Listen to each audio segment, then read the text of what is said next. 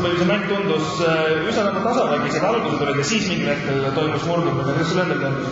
No ma olen selline natuke aeglane alustaja vahepeal ja see loomulikult ka esimene matš on alati kõige raske, et ükskõik kelle vastu sa mängid. Kas sa kuulsid oma mängus midagi siis niimoodi poole pealt, et vastane murdus või lihtsalt tema väsis? Ma ei tea, kas ta väsis, aga mul tulid paremini löögid välja ja eks ma ikka muutsin servi ja võtta ta rütmist välja ja et siin on, nagu Raul ütleski, on suur hall, et kui ta üles servib, siis see valgus natukene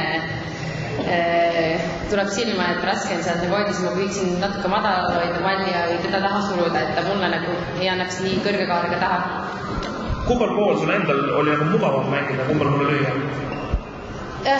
Mõlemal poolel oli alguses raske, aga pärast nagu oli pärast, et üks pool on rohkem kiirem, teine aeglasem, et see on nagu, et ma arvan, et mõlemad on omamoodi sellised trikiga, et kui sa sellest jagu saad, siis tuleb mängisse.